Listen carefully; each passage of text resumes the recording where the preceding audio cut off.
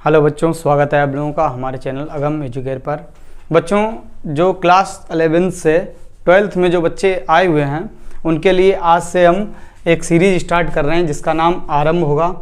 और इस चैप्टर का नाम संबंध एवं फलन है। इसका थोड़ा बेसिक से हम जानकारी करेंगे और जो भी बच्चे इस क्लास में आए हैं वो एक बार डिस्क्रिप्शन में देखेंगे और जहां आपको इसकी नोट्स वगैरह सब कुछ मिल जाएगी।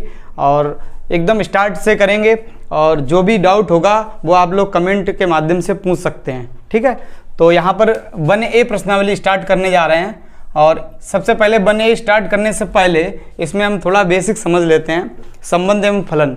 इसमें आपको रिलेशन एंड फंक्शन वैसे इससे बोलते हैं इंग्लिश में, संबंध एवं फलन। इसमें सबसे पहले आपका संबंध चलेगा, इसके बाद फलन चलेगा। सबसे पहले हम संबंध जब समझ लेंगे इसके बाद फलन भी समझ में आएगा, ठीक है। संबंध किस प्रकार से दिए जाते हैं, जैसे कोई भी चीज़ एक दूसरे से किस प्रकार संबंधित है उसके लिए कुछ फलन दिया जाएगा, वो उसको संतुष्ट करना चाहिए, ठीक है। ज़्यादा कुछ है नहीं संबंध में, फिलहाल फलन में आपका बहुत ज़्यादा है जिसको बताएंगे जब फलन स्टार्ट करेंगे।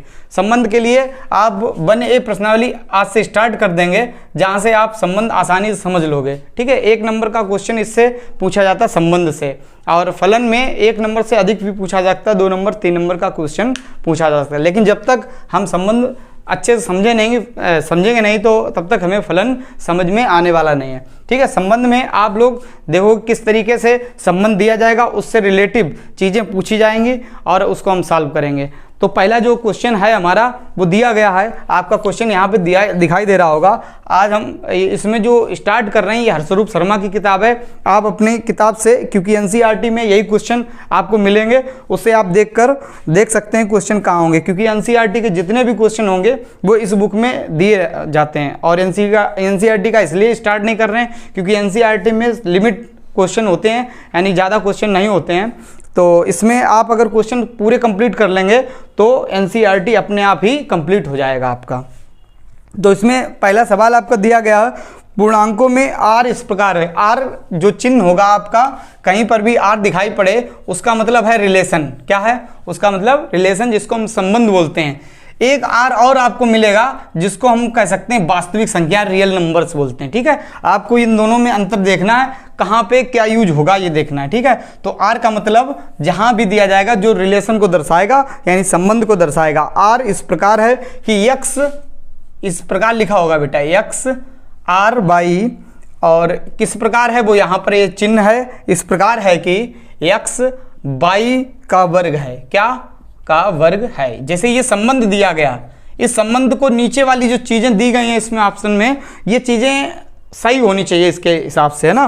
तो इसको पढ़ेंगे कैसे? आर जो यक्स है वो आर बाई के साथ, यानी कि रिलेशन यक्स जो है बाई के साथ इस प्रकार रख रहा है, किस प्रकार रख रहा है वो आगे दिया जाएगा। कैसे दिया गया? यक्स बाई का वर्ग है, यानी जो पहली चीज होगी वो दूसरी चीज की वर्ग निकलनी चाहिए। तो पहला जो दिया गया है, जैसे जो इसमें पहला दिया गया 4R2, दूसरा जो दिया गया -2R4, तीसरा दिया गया 3R9 और डी दिया गया इसका 9R4, ठीक है। इसमें आपको ये वाली कंडीशन कौन सी कंप्लीट कर रही है? तो यहाँ पर देखो 4 जो है, क्या हम अगर तुमसे पूछें कि जो पहली वाली चीज है वो दूसरी चीज की वर्ग है, तो आपको देखना है कि अगर पहली वाली चीज दूसरी वाली चीज की वर्ग निकलती है तब तो बात ठीक है, यानी कि 4 क्या 2 का वर्ग है, तो ये 4 2 का वर्ग दिखाई पड़ रहा है, यानी ये हमारा संबंध होगा। ये संबंध इस चीज को दर्शा रहा है, यानी ये ऑप्शन इसका एकदम राइट होगा। अगर हम कहते हैं कि -2 4 का वर्ग है, नहीं, उल्टा दिया गया। 4 -2 का वर्ग हो सकता है लेकिन -2 4 का वर्ग कभी नहीं हो सकता है। यहाँ पे 3R9 दिया गया, यानी कि क्या 3 9 का वर्ग है? नहीं, वर्ग नहीं है, ये वर्गमूल है। अगर वर्गमूल कहा जाता तो ये ऑप्शन हमारा सही हो जाता। क्या 9 4 का वर्ग है? नहीं है भाई, 9 जो है 3 का वर्ग है। अगर इधर 3 दिया जाता तो ये सही हो जाता है, यानी कि ऑप्शन हमारा पहला सही हो जाएगा। कौन सा सही होगा? पहला सही होगा। आगे बढ़ते हैं। क्वेश्चन नंबर 2 जो दिया गया है कि यदि जो x है ये निशान आपका बिलोंग होगा, कि देखो यहाँ पर निशान भी आपको पता होना चाहिए कौन सा निशान क्या होगा। अगर कहीं पर ये दिखाई दे रहा तो इसका मतलब बिलोंग है, ये अभी बताया था, ये रिलेशन को दर्शाता है। अगर यहाँ पर कहीं पर दिखाई दे रहा है ये, तो इसका मतलब होता है इज नॉट बिलोंग, यानी ये संबंधित नहीं है। बिलोंग का मतलब होता है संबंधित होना और इसका मतलब संबंधित ना होना। कहीं पर आर दिया जाएगा तो यानी ये रिलेशन रखता है, और कहीं पर आर को ऐसे लिखकर काट दिया जाएगा तो यानी ये उसका जो है रिलेशन नहीं दर्शाया, यानी संबंधित नहीं है। तो ये इस तरीके से दिए जाएंगे, जैसे जैसे क्वेश्चन आएंगे वैसे उस प्रकार होगा। जैसे ये दिया जाए कहीं पर, इसका मतलब होता है फॉर ऑल, यानी सभी के लिए। बहुत सारे निशान होते हैं, वो धीरे धीरे जैसे जैसे आएंगे वैसे वैसे आपको बताएंगे। जैसे ये एक्स जो बिलोंग करता है वो किन नंबर पर करता है, 2 4 6 8, सभी को पता होंगे ये कौन से नंबर्स हैं। ये 8 तक हमारी सम संख्याएं हैं, क्या है 8 तक सम संख्याएं। ये जो बाई दिया गया ये बिलोंग टू करता है किस पर, 1 2 3 4, 1 से लेकर 4 तक की जो प्राकृतिक संख्याएं वो दर्शाता है। तब यक्स और वाई ऐसे क्रमित युग्म लिखिए, क्या लिखिए, ऐसे क्रमित युग्म लिखिए जो यक्स वाई का गुणनखंड होना चाहिए। क्या होना चाहिए, यक्स वाई का गुणनखंड होना चाहिए। क्या होना चाहिए, गुणनखंड। हम कह सकते हैं ये हमारा एक रिलेशन बनना चाहिए। क्या बनना चाहिए, ये हमारा एक रिलेशन इस प्रकार बनना चाहिए कि यक्स वाई का गुणनखंड हो और साथ ही यक्स वाई से बड़ा हो। क्या हो, यक्स वाई से बड़ा हो। तो ऐसा हम कैसे बना सकते हैं, क्रमित युग्म का मतलब पहले हमें इसको लिखना है, इसके बाद इसको लिखना है। साथ ही क्या होना चाहिए, यक्स वाई का गुणनखंड होना चाहिए और यक्स वाई से बड़ा भी होना चाहिए। तो अगर हम बात करें क्या 2,1 लिख सकते हैं, बिल्कुल लिख सकते हैं, क्योंकि 2 जो है इसका गुणनखंड भी होगा और यह वाई से यक्स हमारा बड़ा भी है। पहली वाली चीज दूसरी वाली चीज से बड़ी भी है। तो ये हमारे एक रिलेशन इस प्रकार हो गया, एक हो गया। इसके बाद क्या हम 2,2 लिख सकते हैं, नहीं लिख सकते हैं क्योंकि ये इससे बराबर हो जाएगा। क्या 2,3 नहीं लिख पाएंगे क्योंकि गुणनखंड भी नहीं है और साथ ही ये छोटा ये बड़ा है।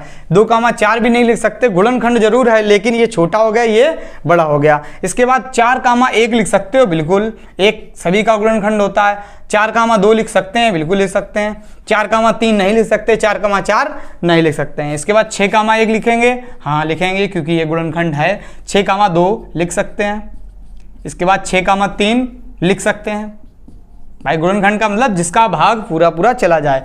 इसके बाद 6,4 नहीं लिख सकते हैं क्योंकि 2 से काटेंगे इसके बाद संख्या बच जाएगी ना, इसलिए जो है ये इसका गुणनखंड नहीं होगा। इसके बाद 8 के साथ 1 लिखा जा सकता है, 8 के साथ 2 लिखा जा सकता है, 8 के साथ 3 नहीं लिखा जा सकता, 4 लिखा जा सकता है। तो इतने ही कुल संबंध बनेंगे जो इस चीज को फुलफिल करेंगे, यानी इसको जो है पूरी तरीके से संतुष्ट करेंगे, है ना। जो यक्स वाई का गुणनखंड भी होगा, साथ ही यक्स का मान वाई से बड़ा भी होगा। ठीक है, क्वेश्चन नंबर 3 देखते हैं बेटा। क्वेश्चन नंबर 3 दिया गया कि निम्नलिखित बिंदुओं को समुच्चय द्वारा दर्शाइए। देखो समुच्चयों को चित्र द्वारा दिखाइए। जैसे ये दिया गया रिलेशन यक्स कामा वाई इस प्रकार है, यक्स कामा वाई इस प्रकार है सच दैट कि यक्स का मान 0 से अधिक है, 0 से अधिक है। एक तो ये हो गया इसका नंबर 1। इसका नंबर 2 दिया गया यक्स कामा वाई। अपना क्वेश्चन आप लोग अपनी किताब से देख के मिला सकते हो क्योंकि इसमें क्वेश्चन कुछ आगे पीछे हैं। ठीक है, किताब नहीं थी इसलिए जो है आगे पीछे दिए गए। अपना क्वेश्चन आप लोग मिला सकते हो, थोड़े आगे पीछे होंगे बेटा। ठीक है, अगली बार किताब जब मिल जाएगी तो हम एक तरफ से बताएंगे क्वेश्चन। ठीक है, तो इसमें ये क्वेश्चन दिया गया। यहाँ पर आपको केवल चतुर्थांश में बताना ये बिंदु किधर जाएंगे, क्योंकि वाई क्लियर नहीं किया गया, सिर्फ यक्स क्लियर किया गया जो कि 0 से अधिक है। 0 से जितने भी अधिक मान लेते हैं वो पॉजिटिव मान होते हैं और हमें पता है यक्स अक्ष की धनात्मक दिशा ये होती है, ऋणात्मक ये होती है, वाई अक्ष की पॉजिटिव निगेटिव इधर होती है। लेकिन वाई नहीं क्लियर किया गया, यानी ये बिंदु किधर होगा, यक्स अक्ष की धनात्मक दिशा में। किधर होगा, 0 से अधिक है, धनात्मक दिशा, यानी कि ये हमारा इसका आंसर हो जाएगा। इसके बाद दूसरा जो दिया गया यक्स अक्ष की ऋणात्मक, क्योंकि 0 से लेस देन है, यानी ये बिंदु इधर होगा। जितने भी बिंदु दिए जाएंगे जो कि इस चीज को पूरा जो है कंप्लीट करेंगे वो इस बिंदु जो है सभी जो है निगेटिव की तरफ होंगे। किधर होंगे, निगेटिव। ये किधर होगा, ये पॉजिटिव तरफ होगा। ठीक है, तो ये आप लोग 1 नंबर का क्वेश्चन पूछा जाएगा, आप लोग देख लेना। ठीक है, अपना क्वेश्चन आप लोग अपनी किताब से मिला सकते हो। अगला देखते हैं क्वेश्चन, अगला देखते हैं। यक्स का मान जो दिया गया है 1 2 3 4 और ये y का मान दिया गया है 0 2 4 6, ये मान दिया गया। x और y इस प्रकार लिखने हैं कि x का मान y से अधिक हो, केवल इतनी बात कही, ना गुणनखंड ना कुछ, है ना। x का मान y से अधिक कब होगा, तो अधिक देखो कैसे होगा। तो 1,0 क्या लिख सकते हैं, ऐसा रिलेशन लिखना है जिसमें पहला मान दूसरे मान से बड़ा होना चाहिए। तो 1 के साथ 0 हाँ लिख सकते हैं, 1 के साथ 2, 4, 6 नहीं लिख सकते हैं क्योंकि अगला मान बड़ा हो जाएगा। 2 के साथ 0 लिख सकते हैं, 2 के साथ 2 भी नहीं लिख सकते हो, 4 भी 6 भी नहीं लिख सकते हो। 3 के साथ 0 लिख सकते हो, 3 के साथ 2 लिख सकते हो, 4 के साथ 0 लिख सकते हो, 4 के साथ 2 लिख सकते हो, 4 के साथ 4 नहीं लिख सकते हो। तो ये हमारा एक ऐसा रिलेशन होगा जो इस चीज को सेटिस्फाइड करेगा। क्या करेगा? इस चीज को सेटिस्फाई करेगा। अगला देखते हैं क्वेश्चन। अगला दिया गया इसी प्रकार दिया गया, x का मान कितना दिया गया? 2। फिलहाल 1 नंबर का क्वेश्चन होता है, इतना बड़ा नहीं है तो बहुत आसानी से हम कर सकते हैं। x का मान और y का मान दिया गया 3, 6, 7, 10 ये दिया गया। r इस प्रकार है कि x से y विभाज्य हो। क्या हो? x से y विभाज्य हो, यानी पूरा पूरा भाग चला जाए। और साथ ही क्या होना चाहिए? x belong to capital X, y belong to, यानी इस नंबर से बिलोंग होना चाहिए। और r का ज्ञात कीजिए, r का प्रांत ज्ञात, प्रांत पूछा गया होगा, r पूछा गया। विभाज्य होना चाहिए x y से विभाज्य होना चाहिए। क्या हम 2, 3 नहीं लिख सकते क्योंकि विभाज्य नहीं होगा? क्या 2, 6 लिखा जा सकता है? बिल्कुल भाई, 2 से 6। y जो है x से विभाज्य होना चाहिए, यानी कि y बड़ा होगा, x जो है क्या होगा? छोटा होगा, साथ ही भाग भी जाना चाहिए। 2, 7 नहीं लिख सकते हो, 2, 10 लिख सकते हो। इसके बाद 3, लिख सकते हो। ठीक है, 3, लिख सकते हो क्योंकि भाग चला जाएगा। 3, 6 लिख सकते हो।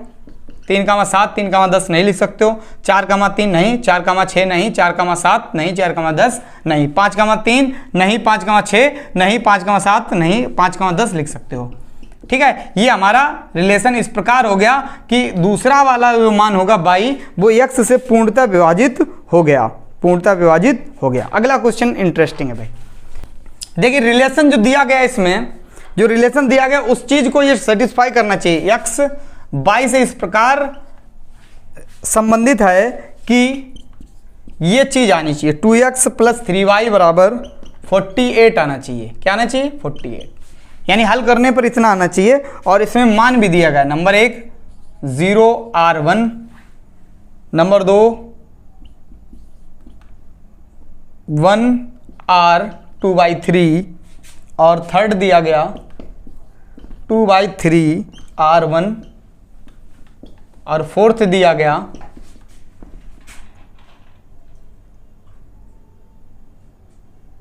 ठीक है 3 ही दिए गए, 3 दिए गए। तो ये मान अगर इसको सेटिस्फाई करता है तो समझ लो ये हमारा रिलेशन में होगा, नहीं तो नहीं होगा। अगर हम ये मान उठाकर इसमें रखना चाहें तो 2 गुणे, क्योंकि ये हमारा x होगा और ये हमारा y होगा। अगर x की जगह पे 0 रख दो और 3 की जगह पे 1 रख दो, 3 के साथ में 1 रख दो, तो ये हमारा कितना मान आएगा? 2। थोड़ा सा गड़बड़ है यहाँ पर, कितना होना चाहिए? 3, 2, 5 कितना होना चाहिए? ये मिसप्रिंट है इसमें बेटा, कितना होना चाहिए? 2, 1 कम 2 और 3, 2, 2, 2, 4 होगा। 48 नहीं होगा, 4 होगा। कितना होगा? 4 होगा। ठीक है, तो ये 3 एकम 3 मिसप्रिंट दी गई इसमें, 3 एकम 3, तो 3 आया, यानी ये हमारा गलत हो जाएगा। क्या हो जाएगा? गलत। अगर हम ये उठाकर रखते हैं यहाँ पे तो 2 गुणे 1 + 3 गुणे 2/3, तो ये कैंसिल हो जाएगा। 2 एकम 2 + 2 = 4, यानी ये इसको सेटिस्फाई करता है, यानी ये एकदम सही होगा। ये मान रखेंगे तो 2 गुणे 2/3 + 3 गुणे 1। ठीक है, इसको हल करने पर निश्चित 4 तो नहीं आने वाला, यानी ये हमारा गलत होगा, यानी दूसरा ऑप्शन इसका एकदम सही होने वाला है। ठीक है, आज की वीडियो यहीं तक रखते हैं और अगली बार जब किताब मिल जाएगी तो किताब से क्वेश्चन लगवाएंगे, क्योंकि इसमें मिसप्रिंट भी दी गई है और क्वेश्चन आगे पीछे भी हैं। ठीक है, साथ में बने रहें और अगर वीडियो पे नया आए तो चैनल को सब्सक्राइब कर लें, लाइक कर दें और कमेंट जरूर करें जो भी आपको समझ में नहीं आता है। धन्यवाद।